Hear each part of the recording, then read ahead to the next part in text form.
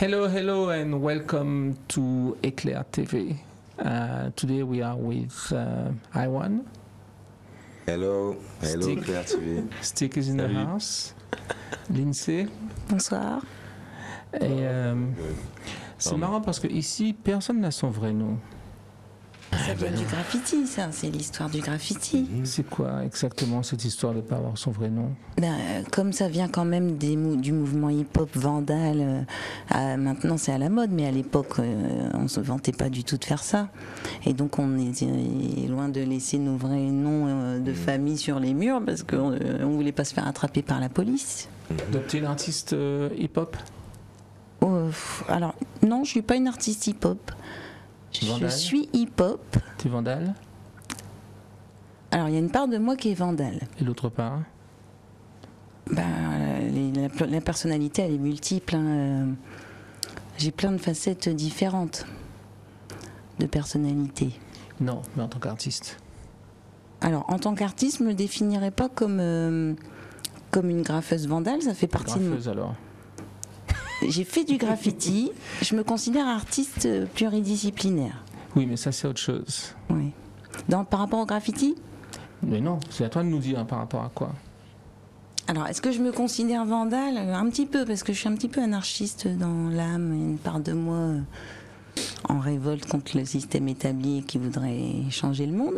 Je pense que y a beaucoup d'artistes qui ont un petit peu ça dans le cœur, l'envie de changer le monde, non? Vandale? Un petit peu. Moi, Vandale. Vandale? Moite-moite. C'est quoi l'autre moite? Enfin, pour moi, Vandale, c'est vraiment... Tu sors dans la rue pour faire du tag, du lettrage, du graffiti, on va dire, pur. Mais Vandale aussi dans un sens, parce qu'il y a beaucoup de peintures que je fais, contrairement à ce qu'on peut croire, qui sont illégales. Donc c'est une forme de vandalisme. Mais pour moi, je dissocie quand même bien la pureté même du graffiti où tu sors et tu vas taguer. C'est quelque chose qui est encore en moi, donc que j'aime faire. Mais il y a aussi l'autre partie où j'aime aller sans autorisation, mais pour faire plus ce que je fais aujourd'hui comme peinture. Quand tu dis encore en toi, c'est-à-dire que c'est presque parti? Non, c'est toujours là, mais comme parce qu'il y a de nouvelles casquettes. Donc les gens peuvent penser qu'avec le body painting, la toile, c'est des choses comme ça. Donc la fresque. La fresque, oui, la fresque. Donc ouais, même si je pense qu'aujourd'hui je suis plus en atelier que sur fresque et sur corps. Carré, malgré les grandes formes. À part en mètre carré, oui, mais oui. Est-ce que plus c'est grand, plus c'est bon pour Stick? Ouais, ça je pense que c'est lié à l'ego, oui. Ouais. Moi j'aime ça. Ouais. Et le plus grand que tu as fait, c'est laquelle? Pointe-à-Pitre, je crois. C'est celle de Pointe-à-Pitre? Ouais, le portrait rose, là. Rose, bordeaux, fuchsia. Et alors, tu t'es lâché, là? Ouais. Grave. En plus, j'étais payé. Donc c'est cool. Oui, non, mais à part ça. Ah il faut le dire aussi, hein. On parle pas assez d'argent et... Enfin, on parle pas assez d'argent. Je veux dire, il faut que les gens comprennent aussi, comprennent que c'est notre boulot. Ouais, ça fâche. Donc, ouais. L'argent et la politique. L'argent et la politique. En parlant de politique. Hop, je disparais. Il y a des boutons là, j'ai envie d'appuyer depuis tout à l'heure, ça me démange. Qu'est-ce qui se passe au CAC? Eh ben, il y a un gros mouvement de résistance citoyenne qui s'est organisé. Et c'est vrai que... De résistance à quoi? Alors, de résistance au manque de soutien politique, à la culture notamment. D'accord, je ne veux pas parler de politique. on va dénoncer personne et on va accuser personne, c'est pas le but. Mais Pas... Tu étais au CAC? Oui, moi j'étais au CAC, oui. Tu as travaillé au CAC? J'ai fait 2-3 petites œuvres au CAC. Stick? Non. Parce que c'était au début pour moi trop politique. Même si avant même qu'il y ait le CAC, je disais déjà que c'était pas normal qu'il n'y ait plus de centre des arts. Donc je suis entièrement pour l'action artistique, artiste résistant, ça je suis 100% pardon. Mais pour moi c'était encore un peu trop politique au début. Est-ce qu'on peut parler d'art sans parler de politique, ou est-ce qu'au bout d'un moment ça finit, ou est-ce que le street art est forcément politique? C'est pas une obligation, hein. Et là le message il est pas que politique, il est... Le street art. Street art. Ouais. Non, mais après ça dépend si on se fait un peu récupérer. Après, de toute façon... Qui? Les politiques, je pense que... Comment? Je sais pas... je voudrais pas dire trop de bêtises, mais Essaie de dire sans dire de bêtises. Les politiques ont tendance à nous oublier un peu. Okay. Mais quand on fait un événement et qu'on est un peu en lumière, ils rappliquent. Pour, je sais pas pourquoi, pour nous dire des choses et des fois pour nous parler de projets qui n'aboutiront jamais. Qu'est-ce que tu as fait au CAC? Moi au CAC j'ai fait un memory pour De Varieux. C'est quoi un memory? C'est un graphe pour sa mort. Un hommage, tu veux dire? Un hommage, ouais, mais je l'ai dit. C'est le terme street art, c'est ça? Ouais, c'est street art, je l'ai dit un peu comme ça. Et voilà, j'ai fait ça, j'en ai fait 2. Et puis, les 2 pour De Varieux? Voilà, ouais. Okay. 2 pour De Varieux. C'est quoi? C'est des portraits ou c'est comment? Non, c'est du lettrage. Du lettrage simple. C'est un peu ce que je fais. Donc avec ce que je fais, je lui ai rendu hommage. Et après, je me suis un peu régalé en faisant un gros graphe en l'air avec nacelle à 10 mètres. Et d'où vient cette nacelle? C'est l'entreprise Luca System qui la prête au Centre des Arts. Voilà, on leur remercie d'ailleurs. Merci. Qui la prête aux artistes alors. Oui, qui la prête bénévolement pour le cœur et pour le soutien à la cause. Donc c'est magnifique, c'est rare. Hein. Et donc, qu'est-ce que tu as alors avec cette nacelle? Qu'est-ce que tu as fait? J'ai fait un graphe en hauteur. J'ai fait un graphe en hauteur. C'est quoi? J'ai fait un A1, tout simplement, un graphe en hauteur parce que on sait qu'en hauteur ça va pas bouger parce que c'est plus difficile, disons. Voilà, c'est plus difficile. Et qu'au Centre des Arts, il y a vraiment un turnover, c'est ça? Où graffeurs, plasticiens se font repasser un peu. On est là pendant peut-être quelques temps et après ça devient éphémère, hop, ça disparaît. Ça disparaît sous les coups de pinceau ou de bombe de quelqu'un d'autre. Voilà. Mais c'est un problème, ça, non? Ça, c'est un problème pour moi. Stick, c'est un problème? Pardon. Oui. Quel problème? Il y a assez de place. Ah oui, exactement. Il y a assez de place. Pourquoi repasser? Tu vois, enfin moi c'est mon point de vue, hein, mais c'est même pas pour le CAC parce que j'y suis pas, donc je peux pas dire. Mais je parle même de la Guadeloupe. De manière générale, il y a assez de place. Donc replacer, c'est un acte de provocation. À la base. Dans la rue. Dans la culture. Dans la rue. Oui, dans la rue. Dans la culture, c'est ça. C'est tu me toilles. Quand tu es dans la culture de rue, tu veux dire? Oui. Okay. Oui. Tu me toilles, c'est que tu as un problème. Tu me repasses. Toyer, c'est quoi? Toyer, c'est soit faire un tag, soit faire quelque chose par-dessus, mais laisser quand même des morceaux. Ce qui montre bien que là, il y a un gros manque de respect. On t'a bien. C'est pas qu'on sait pas qui. On sait très bien, la personne sait très bien ce qu'elle a fait. Sur qui on a repeint, quoi. Après, tu as aussi ceux qui repassent complètement, qui effacent complètement. C'est toujours quand même, surtout s'il y a de la place à côté, c'est vu comme une agression, on va dire. Maintenant, il y a aussi le principe, si tu me repasses complètement, fais quelque chose de mieux. C'est ça. Moi, je trouve que... Qui dit si c'est mieux? Le milieu. Quel milieu? Tout le monde. Ouais, le milieu. Donc il y a une sorte de consensus général. Ouais, mais le consensus général, il n'est pas forcément direct, quoi. C'est implicite. Oui, j'entends. On le sait, en fait, tu vois. Alors, il y a tout le monde des sera guerres plus ou moins là-dessus. d'accord. C'est ça. Il y a mais des gens qui sont pas tout le monde, d'accord c'est avec qui? ça. Je veux dire, comment est-ce que tu sais que Iwan est d'accord? Parce que vous tag, parlez par religion. Le tag, c'est une religion, donc on apprend aussi les codes. Voilà. Oui, mais vous parlez comment? Mais on se parle pas. C'est-à-dire, tu reconnais un trait. Donc oui, mais je veux dire, au lettrage, à la qualité. Le respect et le fait de s'accorder que c'est bon, ça vient du fait que l'œuvre reste plus ou moins longtemps. Plus elle reste longtemps, plus c'est qu'elle est vue comme étant de bonne qualité et respectée par l'ensemble de la communauté. Il y a une notion de qualité, mais il y a aussi qui tu es. Il y a une notion de légitimité et de crédibilité. Alors, là-dessus, c'est bien remis en question parce qu'il y a eu des fresques magnifiques de personnes connues que je ne citerai pas qui ont été taillées pour être remplacées par du lettrage, on va dire sale entre guillemets, pas travaillé au niveau de l'esthétique.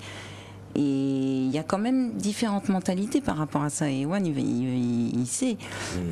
À Paris, ça fait partie de la mentalité du graffiti et du milieu de se faire tailler parce qu'il y a peu de place sur Paris. Il y a peu de murs libres et donc ça fait partie du graffiti de se tailler et de faire des guerres de territoire. Voilà. En Guadeloupe, on a la place. Et donc il n'y a pas cette culture-là dans le graffiti guadeloupéen. Non, mais je cherche de quel mur elle parle.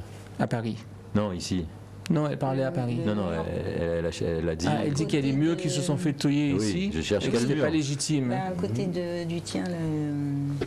Non, tu parles ici en À la Guadeloupe Jolie. ou au CAC? Ouais, par exemple. Oui, mais. Mais ça montre justement des différentes mentalités, parce qu'il y en a qui pensent que une fresque travaillée avec plus d'heures, plus de peinture, a plus de valeur qu'un lettrage type Vandal.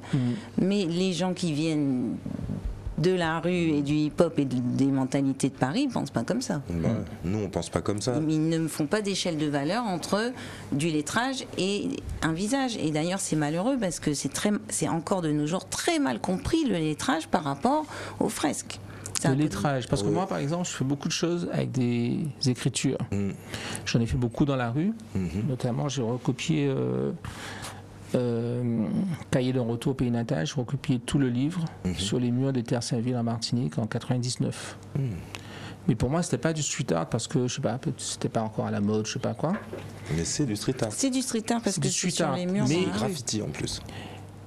Mais le fait que Alors, j'écrive je suis et pas qu'en trop fait je pourquoi. retranscris un texte qui existe déjà sans, si tu veux, avoir cette espèce de... Si tu veux, j'ai une recherche d'esthétique mais qui reste figée. Tu vois, mon écriture est la même, lettres capitales les unes au-dessus de l'autre. Tu vois, je cherche pas à faire des choses, les lettres sont pas les plus grandes les unes que les autres, etc. Donc mon domaine esthétique, il reste figé, il est établi d'une certaine façon. Et moi, ce que je cherche, si tu veux, l'émotion ou le message dans le choix des textes, le choix des endroits, etc. Tu vois, la mise en place et tout ça.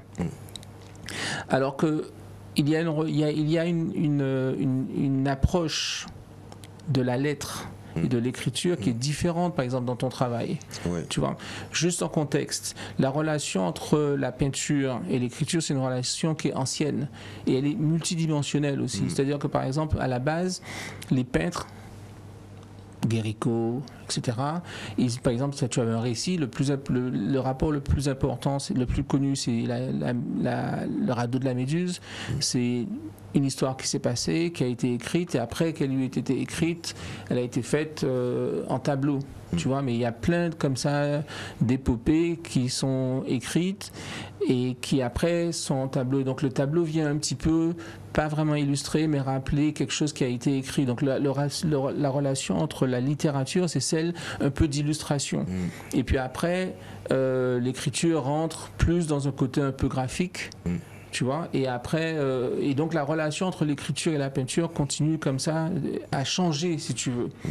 Et mais dans le street art, dans le vandal et dans le graphe, c'est ça? Oui, le graphe. On a du mal à comprendre un peu l'évolution et les différences, quoi. Bah oui, parce que les personnes viennent dans la rue avec chacun a son message à faire passer. Ça veut dire, pour rebondir à ce que tout à l'heure, quand tu t'exprimais dans la rue, c'est du graffiti. Alors je vais t'expliquer pourquoi. Parce que le graffiti existe depuis vraiment longtemps. Et le graffiti n'est pas le writing. Le writing, c'est les Américains. On tag, on a un pseudonyme. Le graffiti, en lui-même, c'est celui que tu peux voir aux toilettes quand tu vas dans un bar et il y a marqué je ne sais pas quoi. Voilà, ça c'est du graffiti. Voilà. Mais à force que les personnes prononcent les choses un peu en mélangeant tout, eh ben on se retrouve avec les graffeurs, avec les taggers. Le mot graffiti, voilà. il a pris l'identité du writing. Voilà, il a pris l'identité, on a voulu simplifier, alors qu'on fait graffiti. Et c'est très codifié, il y a des styles. Et c'est vrai que c'est pas forcément accessible à tout le monde. Les lettrages sont difficilement lisibles par les gens qui connaissent pas ces codes graphiques-là. Et c'est vrai que je trouve que c'est minimisé et les gens ne voient pas toujours le côté calligraphique dans un lettrage type graffiti writing. Je vais juste finir. C'est que en fait, ce qui se passe, c'est que les graffeurs s'adaptent un peu aussi au regard des gens et à ce qu'on leur dit. Ça veut dire, on va commencer par le lettrage, mais celui qui s'en sort un peu avec des personnages, eh ben on va le focaliser sur le personnage, puisque ça plaît. Donc il va oublier son identité de writers et au final eh ben, il va faire ce que les gens leur disent. Les gens, c'est qui? Le public. Mais en quoi? C'est-à-dire qu'en fait il y a une sorte de satisfaction personnelle, quoi. Non, Oui, mais mais c'est comme il dit, c'est bon, c'est beau, c'est esthétiquement plaisant de faire un portrait par exemple, ou de faire du décor. Donc le gars qui à la base fait du graffiti, qui fait ses lettrages, ses tags et tout, et puis qui commence à le développer, et puis qui voit que bon, mais finalement c'est ce qui plaît et c'est ce qui peut, je pense, aussi ramener de l'argent en fait, tu vois. C'est se dire je vais pouvoir gagner ma vie en faisant ça, donc il faut que je fasse des persos.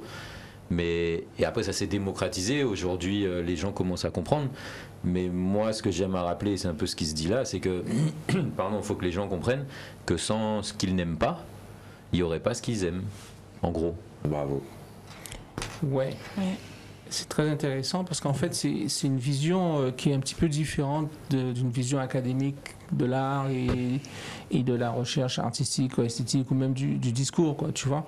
Le discours artistique contemporain sur l'art contemporain, mais on va y arriver.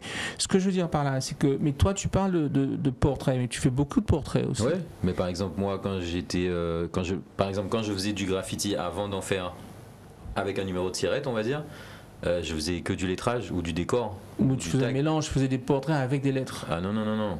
Avant ça, je faisais que du lettrage ou des décos ou des. Si mais à un moment, tu faisais des. Non, mais ça, c'est, je te dis, avant d'avoir un numéro de tirette. Donc c'est-à-dire avant de commencer à me dire que je veux devenir un artiste. Non, mais tu as fait des portraits avec des lettres et les lettres faisaient les portraits. Non, ça c'est à partir de quoi, 2008, 2009, 2010. Oui. Mais avant, non. Non, mais tu as fait ça aussi. Oui, mais ça c'est quand j'ai commencé. Mais ça c'était après déjà.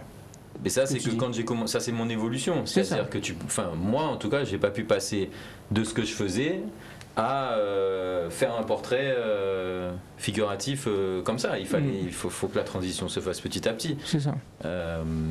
Mais ouais, voilà. Mais donc, ce que tu dis, c'est que même toi, tu en es victime alors dans un sens du succès économique. Moi, je sais que, ayant toujours fait ça, fait du lettrage ou du tag ou du décor, à un moment donné, parce qu'effectivement, déjà, même dans le graffiti, il y en a qui faisaient des portraits, des choses comme ça. Moi, ça m'a attiré. Je voulais juste déjà essayer en fait. Savoir si je pouvais si j'étais capable d'en faire, comment c'était possible, comment on en faisait, essayer d'aller plus loin. Moi, j'aime pas faire tout le temps la même chose. Et donc, dans mon évolution, je me suis dit, je vais évoluer aussi par là. Moi, c'était plus une envie personnelle qu'un constat de ce qui fonctionne. Et c'est après que je me suis rendu compte que, ah ouais, en plus, quand tu fais des portraits, les gens préfèrent. C'est ça. Tu vois ? C'est après que je me suis rendu compte de ça. À la base, c'était vraiment moi. Oui, mais ce que je dis, c'est que tu en es victime aussi dans un sens. C'est-à-dire que je ne me considère pas comme une victime, mais c'est-à-dire qu'en fait, tu as été happé par ce mouvement, je veux dire, par cette espèce d'inertie. C'est surtout par cette réalité. Oui, mais en fait, c'est pour ça que les gens te disent, disons que tu es invité à exposer, mais on te fait comprendre qu'on aime tes portraits, machin, donc c'est plutôt dans ce sens-là que tu vas, quoi. Même pour avoir rencontré quelques personnes qui, entre guillemets, font l'art, en tout cas lié au street art sur l'Hexagone ou tout ça, où les gens te disent faire du lettrage, tu vois, c'est pour ça que c'est ça, on te fait comprendre, en fait, le lettrage pour eux, le lettrage, c'est vraiment un truc. Mais au bout d'un moment, est-ce que ça va où? Parce que on a besoin de combien de portraits sur les murs de la Guadeloupe? Je veux dire, on a besoin de combien de têtes de gens? Jusqu'à ce que les mentalités commencent à comprendre que le lettrage est tout aussi beau. Tu vois, ou autre chose. Ou autre chose, mais là, comme on parle du graffiti. Donc le graffiti, ça peut être, c'est pas que, je veux dire, le graffiti ou le street art n'est pas condamné à faire des lettres ou des portraits. Non, on peut faire autre chose. Non, on peut des scènes. Après, des scènes, on peut faire. C'est ce qu'on fait. Quand on parle de lettrage ou portrait, pour nous, si on fait une fresque, il va y avoir un lettrage, un portrait, on va se dire, ok, on fait quoi derrière? Il y a un ensemble. Oui, mais enfin, il y a autre chose, il y a beaucoup d'autres choses à faire. Des poissons. Des scènes, c'est ce qu'on va considérer comme des scènes, ou des soucouniants, je sais pas, on peut faire. C'est des scènes en fait. Bon, il y a une base. Oui, mais aujourd'hui, quand on tourne en Guadeloupe, c'est un portrait après un autre, quoi. Ça dépend justement si on est dans les codes des writers ou pas. Moi je trouve qu'il y a beaucoup de portraits en Guadeloupe.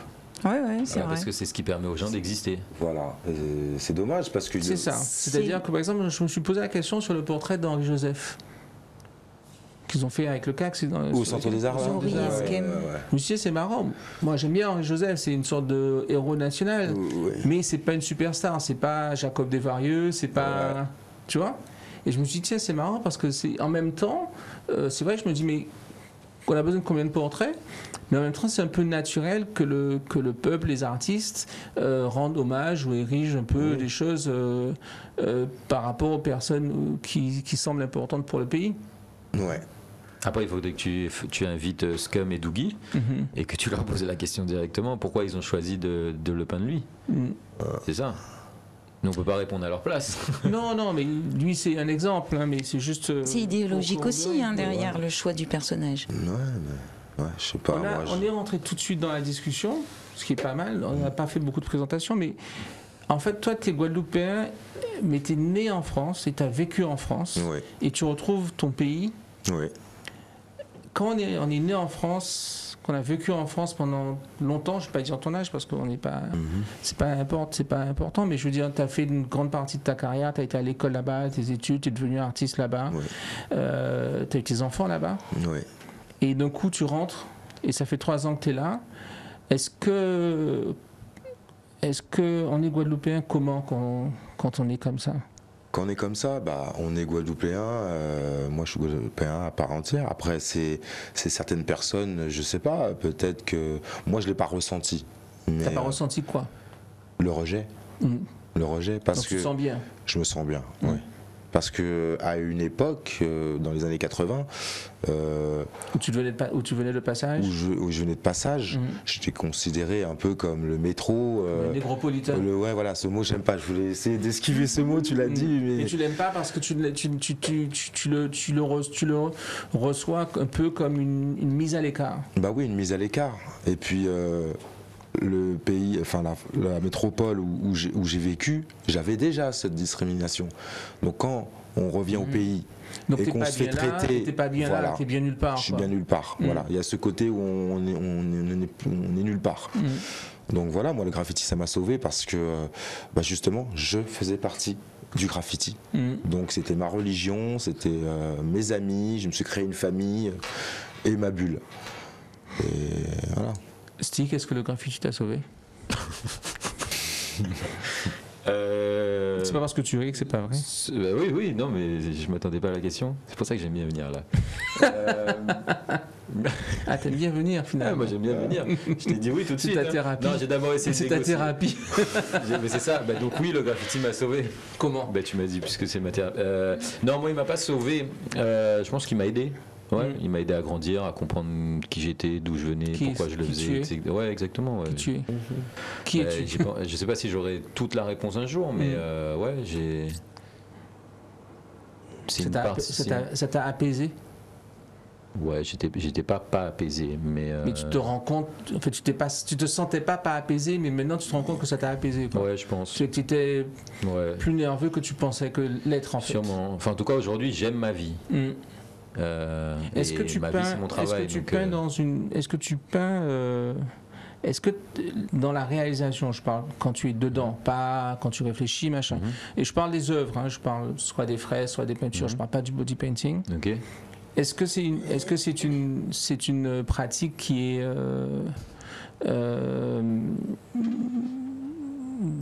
dans laquelle il y a du plaisir ou plus de l'angoisse, ou qu'est-ce qui se passe à ce moment-là? Quand tu fais ton grand portrait à Pointe-à-Pitre, par exemple, le grand portrait fuchsia, que tu es au-delà du plaisir. Debout devant ce mur. Peindre, ça m'excite. Ouais. Ça m'excite. Je parle pas sexuellement. Je parle. Enfin, c'est un tout en fait. Ça me. Et le moment de peindre, ou juste le fait ou juste une fois que tu as fini et que tu as conquis la bête dans un sens. En fait. Moi, je fonctionne beaucoup par image dans ma tête. Donc, j'ai l'image de ce vers quoi je veux aller avant de commencer. Et donc, quand j'ai terminé, si ça correspond, si ça match, il suffit que je regarde, je vois la photo dans ma tête et je la vois matcher. Et je me dis, c'est bon. Oui, ça, c'est l'excitation finale, on va dire. Je vais pas dire suprême, mais finale. Mais durant tout le process, oui. Est-ce que le résultat final est souvent fidèle à la projection? À la projection, je m'arrange pour. Ah ouais. Est-ce que le résultat final, quand tu peins, est fidèle à ce que tu as ta projection? Oui, en général, oui. Pareil. Ah ouais. Ouais. C'est marrant. Et quand ça ne l'est pas, on reste dessus. Pour que Et ça le soit. Si ça ne l'est pas, on reste tu dessus. continues pour la pousser, pour aller vers ce que tu veux. Oui. Quoi. D'accord. Est-ce que peindre, du coup, vous êtes rencontrés à Poulard de Fer, non? Non, Vous êtes rencontrés où? on s'est rencontrés. On s'est rencontrés à l'aéroport. Où ça? À l'aéroport. Sur Tinder? Je peignais. Ah, au Mur Galerie. Je peignais au Mur Galerie. Et vous avez fait Poulard de Fer ensemble, non? Ah ben oui, après on a exposé ensemble en janvier. Ouais. Oui. Avant ou après? Bah, Ah non, à la Artruche, mais pas à Poulard. À Artruche via la Poulard de Fer Ouais, oui. numérique en fait. Voilà. C'est ça. Tout à fait. D'accord. Ouais. Parce que du coup, toi, tu as fait ta carrière en Guadeloupe Oui. et toi à Paris. Oui. Mais donc toi, tu arrives quand lui, pas qu'il part, mais tu prends part à beaucoup d'événements à l'extérieur. Pas Ouais, beaucoup, j'essaye. mais enfin un petit J'essaie peu quand de même. Quoi. m'exporter, ouais. Et donc du coup, qu'est-ce qui se passe quand tu arrives ici et que tu rencontres Stick et que tu découvres tout ça? Bah ouais, je découvre l'artiste. Mais parle un peu dans le... Ouais, excuse-moi. Dire. Ouais, je découvre l'artiste et puis. Et Mais puis, tu comprends le... j'essaye Tu vois, de parce que comprendre lui, le il est dans une graffiti. scène qui est locale. Toi, tu es dans une scène qui est locale aussi, mais en France. Oui, Et donc, il se passe des choses en France qui correspondent. Naturellement, il y a un lien, c'est le street art. Mais toi, tu es dans ton univers. Lui, toi, tu arrives ici, tu rencontres le gars. Bon, il est champion du monde aussi de body painting, donc c'est oui. pas anodin. Et donc, qu'est-ce qui se passe dans cet échange, en fait? Alors, dans cet échange, c'est que Stick, lui, il veut s'exporter et je crois que c'est la meilleure façon pour s'émanciper. Et moi, je suis venu ici. Mais quand je suis venu ici, je suis connu dans le monde entier sans faire de. Voilà. C'est une légende, hein. Non, je sais bien, mais c'est pour ça. Et Une quand légende ici aussi, toi. Ici, lui, c'est dans le monde. Oui, Voilà, donc moi c'est dans le monde. Ici, il n'est pas une légende. Voilà, Ah, quand j'arrive ici, je suis incognito. C'est On ça. ne me connaît pas. Ouais. Je suis revenu à zéro.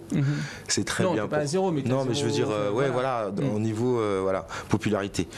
Et du coup, c'est bien pour le cœur parce que on s'apaise, on redescend un peu, on se pose plein de questions, on se remet en question. Je trouve que c'est un bel exercice de revenir au pays et d'être enfin incognito parce que le succès ou la popularité en métropole, on marche pas bien dans la rue parce qu'on est reconnu, parce que voilà, moi m'est arrivé de faire une sorte de dédicace à un gamin dans le métro qui me tendait son bras pour que je lui tague le bras. Donc c'est toutes ces choses-là que nous on n'y pense pas parce qu'on est des graffeurs, on est incognito, on est tout en discrétion. Quand on commence à faire de l'art, là on est un peu vu à la lumière et la réception de la lumière, soit on a la grosse tête, soit on la supporte pas. On revient Donc dans parce que en tant que street artist, la transition de la rue vers la galerie, c'est un peu la consécration, quoi. Faut dire, non? Oui, là on est des C'est artistes. plus facile en Guadeloupe. De passer de la rue à l'art? De la rue à la galerie ou de À la la galerie? rue Ah, à... mais il n'y a pas de galerie en Guadeloupe, donc c'est pas compliqué. Ah, je rigole, c'était Et puis petit, la rue, c'est pas la même. Mais c'est plus facile en Guadeloupe, puisque c'est moins. Mais donc du coup, est-ce Exponentiel. que dans le milieu street art en Guadeloupe, est-ce que c'est autant considéré comme une sorte de consécration? Tout est à des niveaux plus bas que Oui, mais quand même. ailleurs. Hein. Je veux dire, toi, par exemple, le fait que tu exposes Enfin, il y a dans beaucoup des de galeries, graffeurs que qui tu veulent exposes à devenir- Poulard de qui veulent aller Fer, en galerie, oui. voilà, est-ce que Ouais. les autres gars se disent machin, Il y est-ce en a que... beaucoup, ouais. Il Ouais. y en a pas, enfin beaucoup. Comment ça s'est passé pour toi? Comment tu es passé de Alors, à l'autre? Qui t'a rencontré, qui t'a exposé, qui a... En fait, comment ça s'est passé, j'étais dans la street et puis je vais chez des amis comme je taguais beaucoup sur des petites feuilles à chaque fois pendant qu'ils jouaient à la console, il y a un ami justement, il m'a donné 2 toiles. Il m'a dit non mais les feuilles non mais tiens prends 2 toiles. Et je fais non, moi je fais pas de toile et je tague quand même dessus finalement parce que je me dis une feuille, une toile c'est rien du tout. Et puis là il met en maison de vente à Cornette de Saint-Cyr, une grande maison. Et là ça vend. Et là, je me retrouve basculé dans un univers où... Et donc, d'un coup, tu es mis en lumière et tu as de nouvelles opportunités. Du coup. Voilà. Et c'est parti comme ça. Et c'est parti comme ça, ouais. Est-ce que tu peins différemment sur toi que dans la rue? Parce qu'il y a une dimension qui est différente, non? Bah oui, ça veut dire que... Tu as une pression qui est différente aussi, presque. Oui, j'ai une pression parce que dans la rue, on fait un tag, un graphe sur un tableau. Mais c'est éphémère. On fait dans la rue, c'est éphémère, mais sur un tableau, c'est pas éphémère. Donc on sait que ça va rester pas mal de temps. Donc au final, on va taguer, on va grapher, mais c'est pas le même graphe. C'est un travail un peu plus approfondi qu'on fait sur la toile. On met plus de temps.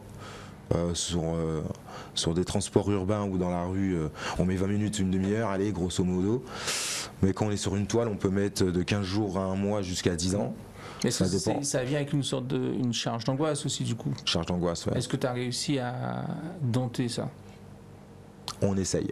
On essaye. Je peux pas te dire, on essaye. Lindsay, parle-moi du street art, de l'art et tout ça. Comment ça se passe de ton côté, puisque... Mais alors c'est marrant parce que moi je connais moins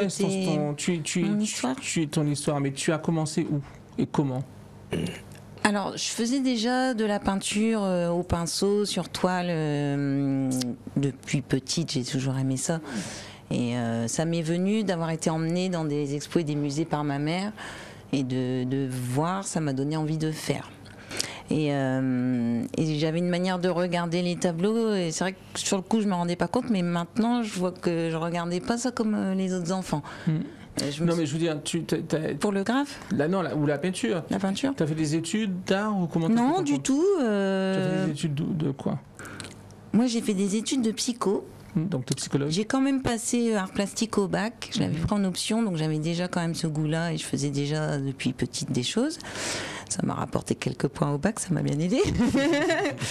Et donc je faisais de la peinture tableau comme ça pour le plaisir. Et ensuite je me suis retrouvée en région parisienne, dans un 15 mètres carrés, avec l'envie de faire des grands formats, mais pas du tout l'espace pour. Et j'ai rencontré des gens sur Paris qui étaient dans le graffiti. Et c'est comme ça que je me suis retrouvée intégrée dans un crew. Et donc moi, à la base, c'est venu d'un manque d'espace. Et donc, tu étais à Paris? Oui. D'accord. Et après, donc, tu as vécu ta vie de street artiste à Paris? Oui, j'ai fait 8-9 ans à Paris. Et tu es venue en Guadeloupe quand? Ça fait 12 ans que je suis en Guadeloupe. Et mais tu es guadeloupéenne comment? Je suis pas du tout guadeloupéenne en fait. Qu'est-ce que tu fais là? Je suis picarde. C'est le travail en fait de psycho qui m'a fait venir en Guadeloupe. Explique-nous.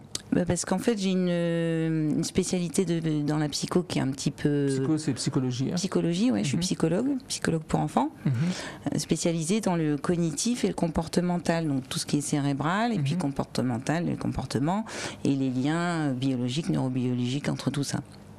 Et comme il n'y avait personne dans ma spécialité en Guadeloupe, au début, ils m'ont fait venir de Paris. Je venais tous les 3 mois. Et puis au bout d'un an d'aller-retour, j'ai décidé de m'installer. Et donc tu as rejoint un peu le street art ici? Pas du tout. Quand je suis arrivée, au contraire, j'ai arrêté le street art pendant 7 ans. Et tu as arrêté le street art? J'ai arrêté l'art? Non, j'ai continué l'art. Je suis revenue au tableau. Du coup, j'avais l'espace. En Guadeloupe ou déjà là-bas? Donc c'est quand tu es arrivé ici, tu t'es dit bon, je peins sur des toiles. Voilà, j'avais l'espace enfin chez moi pour le faire. Ah, c'est ça. C'est vraiment l'espace. Pour moi, la bombe à aérosol, c'est un outil comme un autre. J'aime autant l'aquarelle, le pastel que la bombe à aérosol. C'est une technique comme une autre. Et donc, en revenant ici, pour la réputation, parce que c'est vrai que moi, comme je venais de ce côté vandale, c'est mal vu. Du coup, j'ai arrêté pendant 7 ans, le temps de me faire mon nom dans la psycho, etc. Et puis on m'a reproposé de reprendre un peu les bombes, et comme j'étais bien installée... Donc pendant 7 ans, t'as pas peint? Si, j'ai peint des tableaux, mais pas à la bombe. D'accord, donc tu as fait une peinture plus traditionnelle. Ouais. Et après, tu es revenu au street art. Et après, j'ai repris un peu les bombes, mais je continue les pinceaux. Là, et ça fait combien de temps à peu près, le street art? Alors, le street art... En Guadeloupe? En fait, il y a eu... en Guadeloupe, ça fait pas très longtemps. Moi, j'ai commencé à graffer il y a 20 ans. Non, mais en Guadeloupe. Et après, j'ai fait une pause de 7 ans en Guadeloupe. En Guadeloupe, ça fait quoi? Ça fait 1 an, ça fait 6 mois? Non, ça fait peut-être 4 ans, 5... truc comme ça, 4 ans, 5 ans. Explique-nous ce que tu as fait au CAC. Parce que moi je ne l'ai pas encore vu, malheureusement je ne suis pas encore allé, mais c'est assez impressionnant parce que du coup tu peins du sol au plafond, quoi. Oui, et puis en fait le but, l'œuvre elle s'appelle Nature Inside. Et donc le but c'était de... En français, la nature à l'intérieur. Et le but donc c'était de parler de plusieurs points symboliquement. Je parle de la nature végétale, minérale, etc. Ici. Voilà, je parle de la nature végétale, du caractère essentiel de la nature. Et c'était aussi pour soulever l'interrogation sur, justement, qu'est-ce qui est essentiel dans la nature humaine. Donc c'est la nature végétale comme essentielle et quel est l'essentiel dans la nature humaine. Pour soulever le point sur le soutien à l'art et la culture et au partage. Parce que le Centre des Arts... Donc c'est une œuvre un peu engagée alors? Très engagée, il y a des messages de partout. Explique-moi. Alors ça parle déjà de temporalité parce que c'est une œuvre où justement il y a différentes photos. Et donc ça représente un temps T de la création et qui correspond à un message qui est parfois différent. Il y a ça fait écho à une plante qui grandit ou un humain qui grandit, à la temporalité, l'évolution dans le temps. Mais quelque part, est-ce que ça rejoint pas un peu, si tu veux, le fait que la nature parfois reprend ses droits? C'est ça. Dans des endroits abandonnés, quoi. Exactement. Et donc si tu as cette lutte entre la construction humaine et la nature qui veut... Le message, c'est le retour à l'essentiel, la nature végétale, mais aussi le retour à l'essentiel de notre nature, qui est aussi la culture, l'art et le partage social. Et le Centre des Arts symbolise ça, parce que ça fait un moment qu'on est quand même en temps de pandémie au niveau partage social et culturel, on nous a serré quand même bien la vis. Et donc l'œuvre, elle dénonce ça. Elle dénonce le fait qu'on a mis au rang de non essentiel la culture, et pour moi c'est essentiel, la liberté, la culture et le partage. Et le Centre des Arts, il a ramené ça de manière illégale, puisque justement c'est se réapproprier un espace, c'est se réapproprier un peu de force, de manière un peu anarchique, un espace pour revendiquer des messages idéologiques de société qu'on voudrait. Est-ce que tu es... T'as trouvé un pot de bleu et t'as fait tout en bleu, ou est-ce qu'il y a une relation avec le bleu? Le bleu, oui, parce que il n'y a pas que sur cette fresque qu'il y a beaucoup de bleu sur tes œuvres. Je dis souvent que mon style est bleu de Prusse, mais alors ça c'est toute une longue histoire. Pourquoi le bleu de Prusse? Il y a un clin d'œil à mon travail officiel de psychologue par rapport aux enfants autistes. On dit ils sont nés un jour bleu. Il y a le livre il y a un autiste qui a écrit un livre, Je suis né un jour bleu, et on dit que le bleu c'est la couleur de l'autisme. Donc il y a le clin d'œil aux enfants bleus de mon travail. Il y a le clin d'œil à l'histoire française par rapport à la libération du petit peuple par l'éducation. Derrière ce côté Prusse. Pourquoi le bleu de Prusse? Quand Napoléon a perdu la guerre contre les Prussiens, il s'est demandé pourquoi il avait perdu. Il a regardé l'état de ses troupes et il a vu que les jeunes soldats étaient en piètre état par rapport aux Prussiens. Et du coup, il a décrété, c'est le début du droit de l'enfant et le début de l'éducation, il a décrété que le droit du travail instaurait que l'enfant n'a pas le droit de travailler. Alors au début, c'était des âges horribles, n'a pas le droit de travailler avant 6 ans, 8 ans, mais ils ont commencé à reculer comme ça l'âge de début d'entrée de l'enfant dans le travail. Et c'est ça aussi qui a créé l'enfance. Et moi, je suis psychologue pour enfants. Et donc... à partir de cette guerre-là et de son constat, ils ont mis en place du coup ces lois-là, et puis ils se sont retrouvés avec plein de petits gamins, les petits gavroches, qui foutaient le bordel dans les rues et qui emmerdaient les bourgeois. Et du coup, pour calmer tout ça, ils ont commencé à créer les écoles maternelles, et la France, au niveau mondial, c'est un exemple dans cette création des écoles maternelles et de l'éducation au petit peuple. C'est pour ça qu'on est assez révolutionnaire par rapport à ça. L'école maternelle en France, ça a été très attaqué parce que les gens n'ont pas remarqué, mais on est passé de l'âge d'entrée à 2 ans, on est passé à 3 ans, et là ça tire vers le 4 ans. Donc ça met du retard de développement dans l'humain, mais bon, c'est un autre point. Et donc, ils ont créé les écoles maternelles, où c'était au début des grands amphis où ils parquaient les gamins. Parce que le petit peuple n'avait pas les moyens de payer une nourrice. C'était un manque à gagner depuis envoyer l'enfant au champ ou à l'usine avec soi. Et donc, ils ne payaient pas de nourrice. C'est pour ça qu'ils étaient à la rue. Et donc, ils ont créé ces écoles-là où ils les ont parquées. C'était au début un grand amphi où ils ne faisaient rien. Et il y a eu des femmes bourgeoises qui ont étudié le développement de leur enfant en prenant des notes. Et c'était les débuts de la psycho de l'enfant. La psychologie du développement, l'analyse du développement. Et ces grandes dames sont allées dans ces amphis-là et ont dit on ne peut pas laisser ces gamins-là comme ça ne rien faire. On va leur proposer des activités physiques et diverses. Et c'était le début de l'école. Et donc, c'était le début de l'instruction au petit peuple. Et le bleu? Eh ben, le bleu de Prusse. Le bleu de Prusse, pareil, dans l'histoire de l'art, c'était la première couleur synthétique. Il y a toute une histoire. Il y a beaucoup de couleurs dans tes œuvres. Oui. Beaucoup. Beaucoup, ouais. Moi, je fais des couleurs, vraiment, des couleurs pétantes. C'est aussi... moi, je viens du graffiti, donc nous, dans la rue, on voulait se faire remarquer. On va prendre des couleurs flashantes, on va prendre les places les plus hautes, on va prendre les places les plus visibles. Et sur mes tableaux, en fait, ça...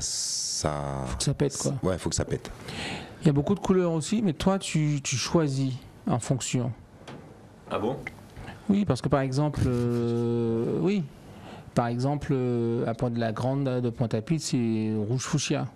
C'est pas rouge fuchsia, bleu, jaune, orange, doré, c'est pas machin. Alors il y a un petit peu de tout, mais du moment, quand on arrive, quand on passe devant, on a une impression colorée forte.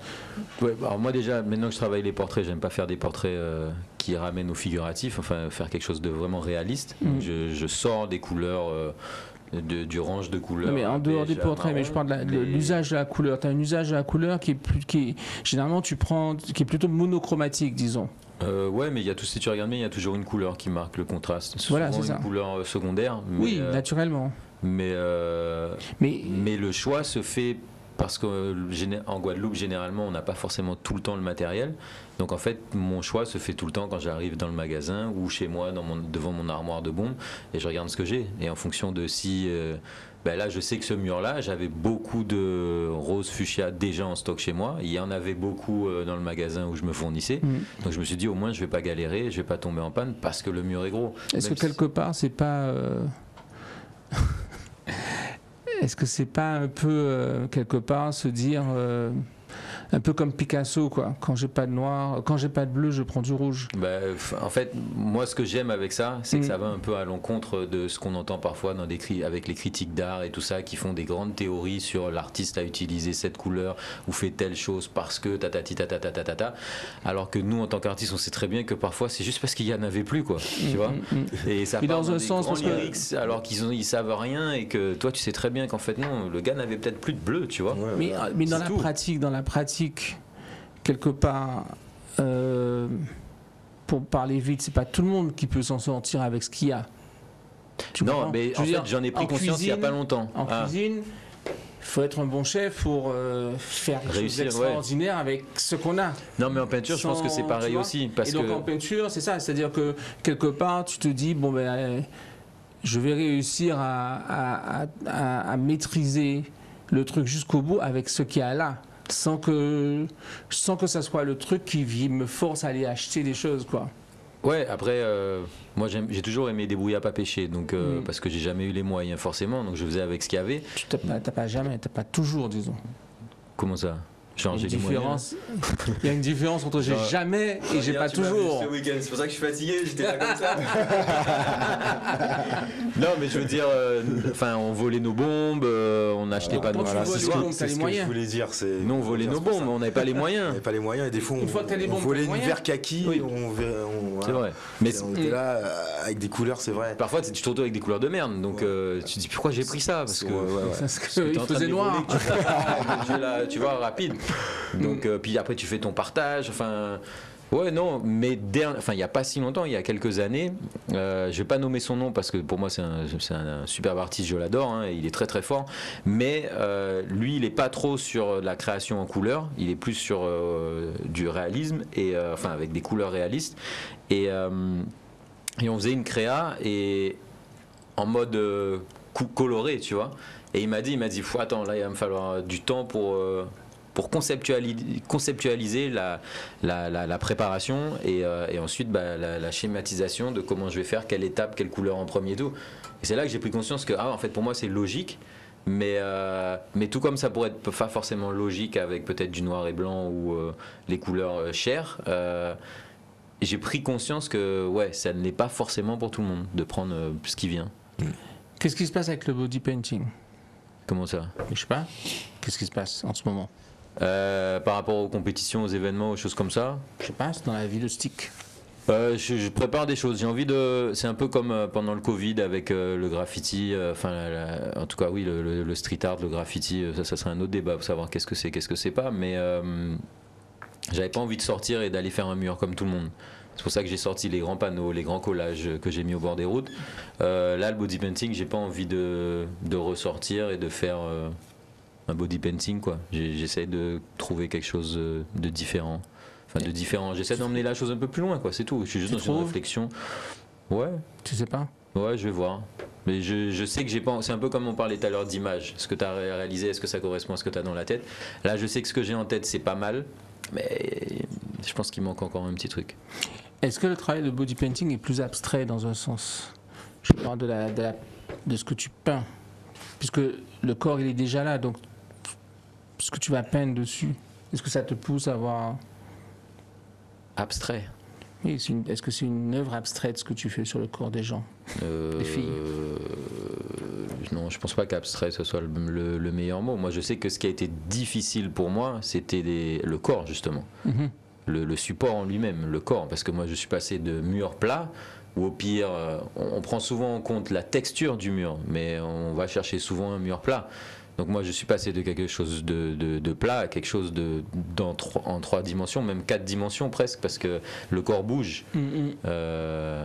Surtout si c'est le corps d'une femme, les seins vont bouger, la peau va se durcir, la personne respire. Mais pourquoi tu as fait ça? Parce qu'on en faisait tous. Je pense que on en a tous fait un peu. Tu taguais sur les copines avec des feutres et tout, et puis c'est devenu un phénomène de mode. Oui, oui, body painting. Ouais, j'ai fait. Enfin, dans le privé. Ouais, dans le privé. Ouais, c'est ça. Ouais, on en a fait. Et il y avait un site qui mettait ça, qui postait plein de photos et tout machin, et ça a pris de l'ampleur ici, et donc j'ai juste cherché, en fait, qu'est-ce que je suis en train de faire? C'est ça. Et j'ai vu que ça s'appelait du body painting, qu'il y avait tel le pinceau, l'aérographe, et puis c'est parti. Donc du coup, toi, tu fais body painting, street art et art, dans un sens. Et je vous dis ce que j'avais demandé. Oui. Générique. Ah non. Dans l'art, si tu veux, au début, l'art c'était la peinture et la sculpture. Après, la photographie a eu un peu de mal à s'établir, à rentrer, etc. Donc maintenant, plus personne ne se pose la question de savoir si la photographie c'est de l'art. Il y a des artistes photographes qui sont à tous les niveaux, etc. Le street art est arrivé. Pareil, on s'est posé la question, est-ce que le street art c'est de l'art, etc. Finalement, maintenant, le street art est presque plus populaire que l'art contemporain, normal, quoi. Est-ce que tu vois le body art prendre une place? Ça prend pas la direction. Pour moi, ça en prend pas. Un tout petit peu. Là, il y a eu pas mal de buzz ces temps-ci avec certaines personnes du milieu qui ont fait les incroyables talents, qui ont buzzé sur les réseaux. En fait, j'ai l'impression que c'est vrai que c'est bizarre. Hein. Je peux pas t'expliquer pourquoi. Je pense qu'il y a encore. C'est le rapport avec le corps, je pense, qui gêne encore la société de manière générale, les consciences collectives. Je pense que c'est ça. Parce que ça buzz, tout le monde connaît énormément d'œuvres body painting, il y a plein de gens qui m'en parlent. Je suis sûr qu'ici, tout le monde en a déjà vu une qui a marqué « Ah ouais, t'as vu le truc, le machin ?» Mais finalement, c'est pas si connu et reconnu que ça. Je pense que c'est avec cette notion du corps où on a encore beaucoup de mal à... Ouais, on n'est pas prêt. Je pense que... Donc ça viendra peut-être, hein, mais on n'est pas prêt. Et puis il faut aussi passer de quelque chose d'ultra éphémère, le corps, à comment vendre le corps au final. Donc pour l'instant, ce que les gens ont trouvé, c'est soit sous forme de performance, soit sous forme d'impression.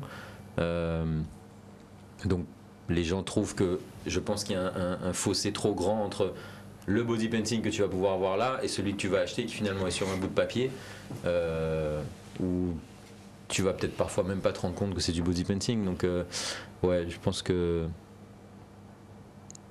de base les gens sont pas encore prêts. Qu'est-ce qui se passe à l'Ensemble? Plein de choses. Non, à l'Ensemble, il y a notre duo, l'exposition qui est jusqu'à mardi d'ailleurs. Et ouais, c'est des belles choses. C'est deux univers qui se rencontrent en sachant qu'à la base, on vient du même milieu. Donc c'est deux chemins qu'on a pris différents. Oui. Enfin, pas différemment, mais en tout cas sous des latitudes vachement différentes. Quoi. Voilà, ouais. Et du coup, hop, on a produit des œuvres qui se marient bien entre elles. Donc, moi je suis content. C'est une très belle expo. C'est une continuité de l'expo qu'on a fait chez toi, à l'Artruche. Et je trouve que c'est une belle expérience. Et les gens réagissent bien aux 3 dimensions, aux lunettes en 3D? Alors ils disent waouh, mais au niveau de l'art, c'est toujours un problème. C'est encore un code qu'on a encore transgressé, donc ils sont pas prêts. Ils sont pas prêts, je pense. Comme le graffiti en lui-même. Le graffiti en lui-même, le lettrage, ils sont pas encore prêts. Ils sont plus vers le portrait, vers le graffiti pur et dur, comme je le fais. Ils sont pas encore prêts. Mais bon, moi, c'est un nouveau challenge. J'ai connu ça il y a 10 ans en métropole. C'est ça. Du coup, le noir, c'est une couleur ou c'est une race? Je sors. Non, par contre, tu vois, quand j'ai commencé à travailler le noir, que je ne travaillais pas du tout avant. Quand tu dis que tu as travaillé le noir, tu veux dire? J'ai commencé à utiliser le noir. Quel noir? La peinture noire. La couleur noire. Oui, tu croyais que c'était utilisé quoi? Il m'utilise en duo. Je te pose une question, il faut que je sois clair dans la réponse. La peinture noire. Oui. Sur les tableaux. Sur les tableaux, que je n'utilisais jamais, que ce soit en body painting, sur mur ou sur toile. Jamais. Je parle en fond ou tu parles en peinture? En tout. Fond et détails, dégradés. Voilà, pas juste en fond, parce qu'en fait, je pose la question un peu amenée. Voilà, on voit le tableau principal du truc, parce qu'en fait, ici sur cette expo, tu présentes des choses. T'es venu? Peut-être que je suis venu. Sur l'expo, tu présentes des œuvres qui sont faites sur des fonds noirs. Alors déjà, tu vois, c'est pas du noir, c'est du gris anthracite. Enfin bon, c'est ça le bon travail du noir. Et non, mais ce que je veux dire, c'est une différence avec d'habitude, c'est sur le fond blanc, tu vois, d'habitude, par défaut, tu vois, c'est fond blanc. Mais c'est aussi, l'important pour moi aussi là, c'était de travailler l'intérieur de l'œuvre aussi en noir, utiliser des noirs différents. Ce que je ne fais jamais. Tu dis que c'est pas du noir parce qu'il y a aussi du noir à l'intérieur. Tu peins aussi avec de la peinture noire sur ce fond qui, au bout du compte, et amène au noir. Ouais. Et en fait, c'était pour moi une première. Enfin, ça faisait presque 15 ans, enfin 13 ans, 15 ans que j'avais pas utilisé de noir. Peu importe. Enfin, en fond aussi, ça m'est déjà arrivé sur des fresques, parce que le fond est noir. Bon, tu viens dans un festival où les gens ont peint en noir, c'est noir. Mais pour travailler ce que je travaille sur mes œuvres, je n'utilise jamais sur noir. Tes œuvres, tu veux dire sur de la toile? La toile ou sur mur? Ou sur body painting. En substance ici. Là, il y a du noir. Mais c'est sur de la toile, c'est des œuvres sur toile. Oui, là ce sont les œuvres sur toile. Cette considération que le noir est ou pas une couleur. Justement, donc j'ai fait des petites recherches, je ne suis pas rentré dans de grandes théories, j'ai remarqué que les plus grandes définitions qui ressortaient étaient souvent les scientifiques qui disaient que le noir ne reflétant aucun spectre de lumière, ce n'était donc pas une couleur. Moi, en faisant mon travail de noir, surtout sur mes petits formats, les petits dessins, je crois qu'on n'a pas de photos, mais je sais ce que j'ai envoyé. Mais je me suis rendu compte qu'en fait, en fonction de comment tu utilisais le noir renvoyait la couleur, soit de la personne qui l'observait, soit du décor. Et donc je me disais, mais alors, ça m'a permis de me dire, alors finalement le noir est une couleur, puisque là il renvoie une couleur, il renvoie un spectre, et en plus il renvoie le spectre que tu lui donnes, donc c'est vraiment la notion de la couleur. Donc pour moi le noir est une couleur. Aujourd'hui, après cette petite année de travail dessus, que je vais continuer, pour moi le noir est une couleur. Moi je suis assez d'accord. Moi, son travail, effectivement... c'est ça. Mais franchement, c'est vrai. Moi, ce que ce que j'ai apprécié effectivement en travaillant le noir. Oui. Pour moi, le noir est une couleur. La façon qu'il a travaillé, oui. Et la façon dont tu travailles? Bah, moi, je vais être classique. Hein. On nous apprend à l'école qu'il y a des couleurs, les primaires, machin, et que le noir et le blanc n'est pas une couleur. Voilà, ça c'est la vision académique. Mais moi, je l'utilise. Pour moi, c'est une couleur. Pour Stick, c'est une couleur. Pour moi aussi, c'est une couleur. Voilà. Et qui en plus porte d'autres couleurs en elle, comme tu dis. Hein. Oui. C'est vrai, ce reflet. On le voit sur la. D'ailleurs, Nathalie Hainaut, elle me l'a souligné dans la photo de l'arbre, dans une des photos de l'arbre au Centre des Arts. Elle a cru que j'avais mis du bleu au plafond, et en fait, non, c'est le reflet de la lumière bleue sur le noir. Et effectivement, ça fait des petits reflets bleutés. Il y a aussi la mousse végétale, comment elle a réagi avec la bombe noire, pour créer d'autres couleurs, c'est marrant. Et pour toi, le noir est une couleur? Je suis pas sûr. Ouais, pourquoi? Parce que le fait que le noir ait des qualités différentes n'en fait pas une couleur. Ça peut ne pas être une couleur, avoir des qualités différentes. Par exemple, tu vois, le noir du micro ici est un noir différent de ma chemise, parce que sinon tu le verrais pas contre la chemise, tu vois. Donc, tu as des qualités différentes de noir. Il y a un noir qui a été inventé, je crois, par un russe. Le Vanta Black. Ouais, qui absorbe toute la lumière. Ouais, donc c'est ça. Tu peux mettre un iPad devant, enfin s'il est de cette couleur. Oui, mais si ça absorbe toute la lumière que tu ne vois pas. Donc c'est pas une couleur. Mais si tu l'as, c'est un peu ce que tu dis. Ouais. Voilà. C'est-à-dire qu'en fonction du noir, c'est ou ce n'est pas une couleur, c'est ça? Non, je dis que sa qualité propre est de pas vraiment être une couleur, parce que si tu veux, tu le vois pas, mais c'est difficile. La couleur, c'est très compliqué. Mais c'est sûr que le noir et le blanc ont une qualité différente, distincte, quand tu peins, que le reste des couleurs. Et cette qualité font que c'est à part, quoi. Ouais, mais tu vois. Et donc, est-ce que c'est une couleur? Je sais pas. Mais pour l'exercice, pour fonctionner, c'est plus simple de les considérer comme étant pas vraiment des couleurs, et par conséquent, ça permet de les catégoriser correctement et de mieux travailler, de mon point de vue. Tu vois ce que je veux dire? Ouais, mais je vois, mais après, tu vois, quand je travaillais où j'utilisais pas de noir du tout, j'étais à la recherche d'un contraste maximum sans en utiliser, et donc finalement, je me retrouvais à le bannir, et donc à aller un peu à l'encontre de ce que tu disais, que le noir et le blanc ont leur propre définition et valeur et comment on dit, dans notre travail artistique, tu vois, puisque je ne l'utilisais pas. Mais tu ne l'utilisais pas, mais ça ne fait pas... ça donne l'impression qu'en fait le noir et le blanc permettent d'obtenir... Je ne sais pas si tu as réussi. Par exemple, tu vois, quand tu dis que tu t'interdisais l'usage du noir, et que tu cherchais les contrastes maximum sans l'utilisation de ces deux couleurs, je ne sais pas si tu as réussi. Parce que, est-ce que tu as eu des contrastes importants? Oui. Est-ce que tu as eu des résultats importants? Oui. Nous, par exemple, c'est un exercice qu'on faisait à l'école d'art. Tu vois, pendant toute ma scolarité, 5 ans, le cours de couleur, Ernest Broller, interdiction d'utiliser le noir. Toute la scolarité. Enfin, je veux dire, étudiant en beaux-arts, tu vois. Et après, je me suis lâché. Je me suis dit, bon, ça va, quoi. Mais donc, est-ce que j'ai réussi? Ça te force à chercher de nouvelles solutions. Ouais. Ça te force même, toi, à réfléchir, de savoir, est-ce que finalement, comme tu ne trouves pas là, est-ce que tu n'as pas une autre solution qui ne soit pas dans l'application, mais qui soit dans la conception? Donc tu fais le tour dans l'autre sens, etc. Tu vois.